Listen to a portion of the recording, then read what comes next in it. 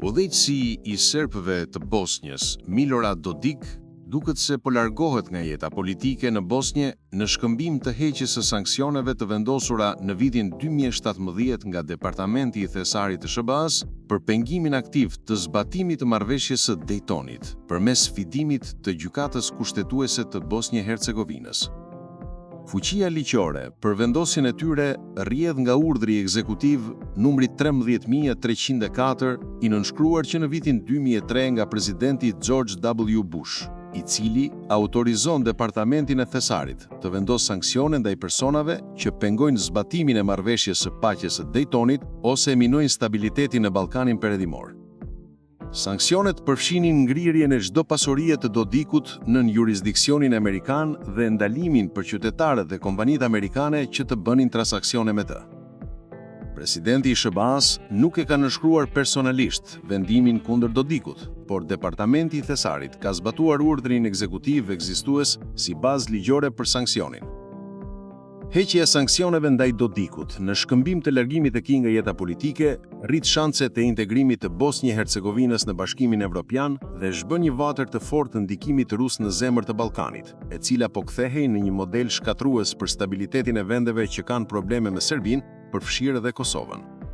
Heqja e sanksioneve kundrejt largimit nga politika, në një farë mënyre, arrin qëllimin e sanksioneve në këtë rast, pasi ato ishin pikërisht për të zhdukur rrezikun e minimit të marrëveshjes së Daytonit, e cila është strumbullari I paqes në Bosnjë.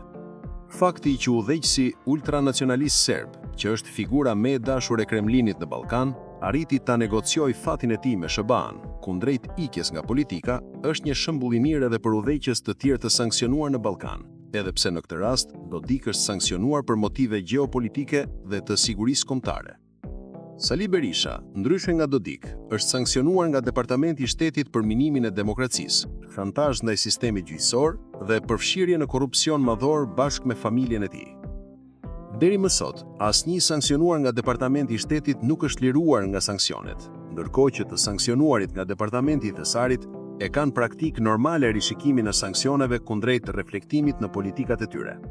Në këtë rast, Sali Berisha do të bënte mirë të negocionte me SBA-t pikërisht atë që bëri Dodik, të largohej nga politika, ai dhe familjarët e tij të sanksionuar, të çlironin energjitë e reja në PD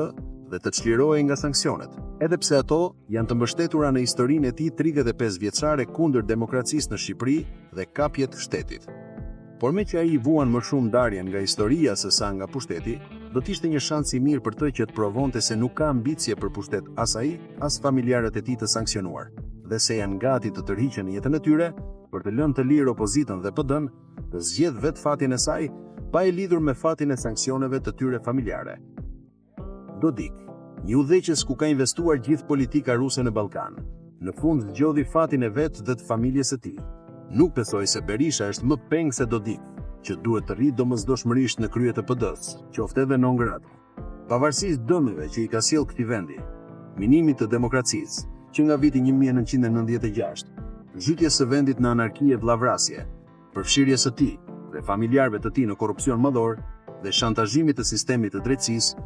ai mund të marrë shembull nga Dodik se si të negociojë fundin e tij politik me dinjitet.